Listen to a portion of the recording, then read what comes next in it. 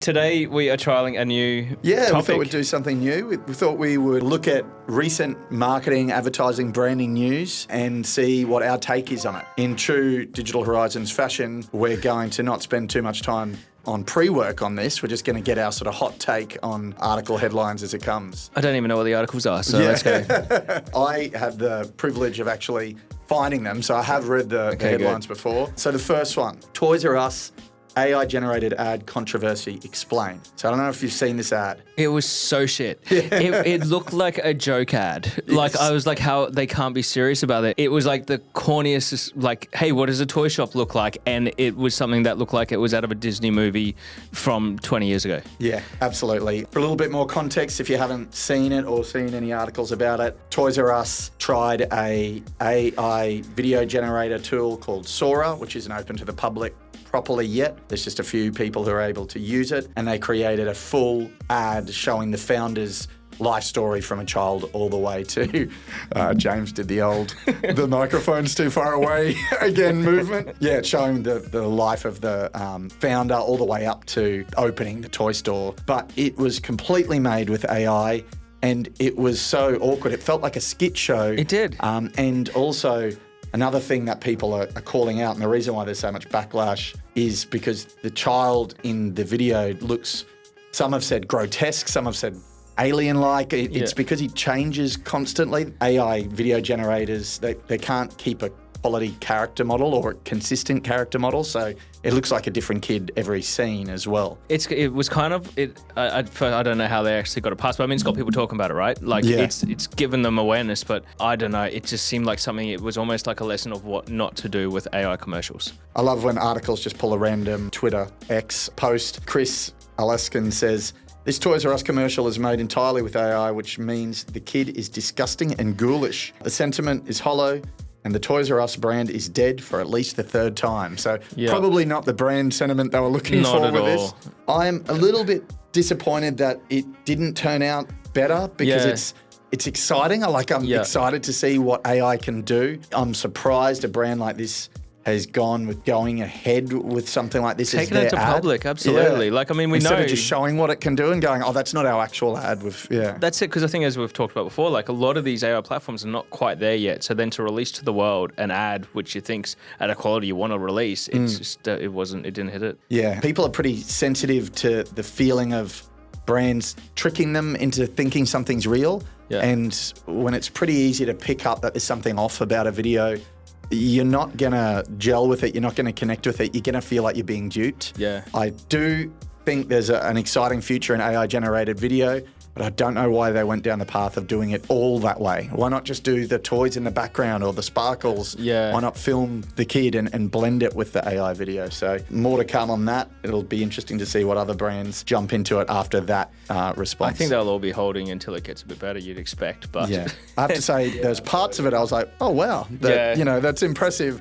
But just when it came back to it was impressive for AI, not impressive in general. So brand news.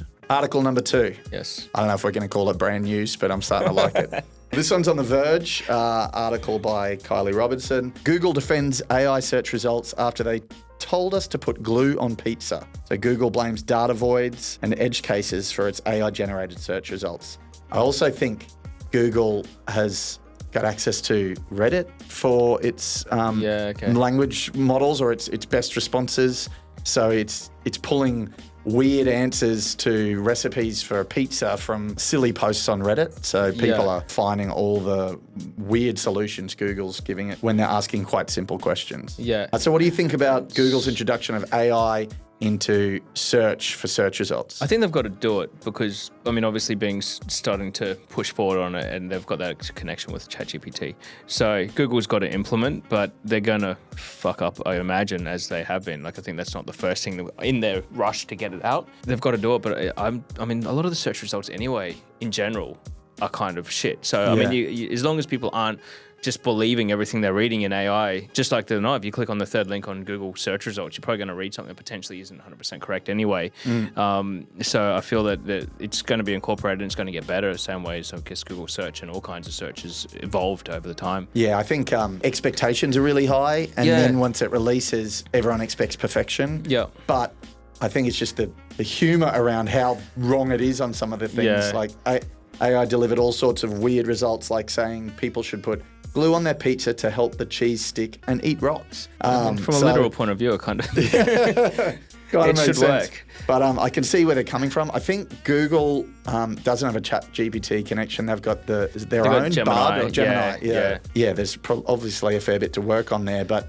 I kind of want the AI generated support. Like I want it to be more powerful than it already is. Yeah. Otherwise, I'm going to just shift into TikTok for all my Google searches for things like that. Yeah, I mean, Google's going to also deal with how it's going to affect its ad revenue. Because that's going to be the hardest part. Yeah. It's like, well, how? Because it makes so much money off ads. How is that going to approach? Well, people are just jumping on AI and getting their answers. Where does the ads fit into that ecosystem? Because I'm sure they're not going to let that go. So everything that they're working towards has to include ad revenue because how they're going to monetize the AI side of things. Yeah, and I think they've been doing that for a while, where they're bringing the answer to the question within the Google environment. Yeah. And that's been upsetting things like the weather websites and cinema websites, because you can get everything and recipes even to a level of detail on the Google search engine results pages for years.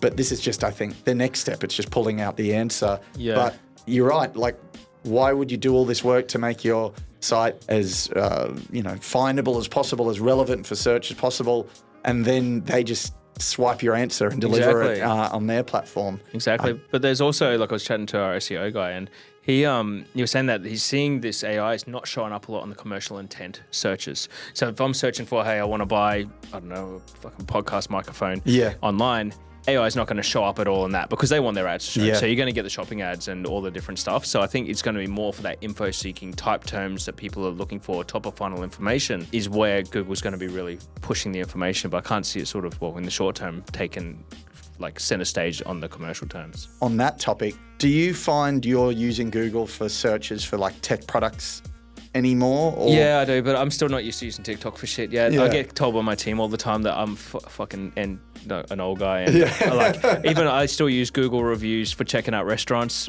and they're like, that's stupid. Jump on TikTok and you get to know the vibe and what's going on in the restaurant, whereas your Google reviews are a bunch of bullshit reviews anyway. So I would it say makes I'm sense. partway through the transition to that, and I'm not naturally pulling out TikTok, but it's happening more and more. Yeah. I think because of the volume of SEO-specific content that is delivered when I'm looking for real answers, like top 10 lists and best laptops in 2024. Everyone's sites. got their lists, all sponsored or promoted. It's hard to swim through the SEO or the promoted content to get a real accurate result. But then we're paying people to do content on TikTok, right? So in a similar sense, I know, like on, hey, content creator, go to that restaurant, but enjoy their food, put a post about it. I mean, it's sort of a similar thing as this is paid content, but at least you get to see a bit more of the experience. Yeah, you sort of, you get, especially if you're looking for restaurant ideas, happy to see that delivered. It is nice actually seeing what it's like, getting the vibe rather than just a text ad result for it. But It's true. Thanks for listening today. This is another one of the short sort of format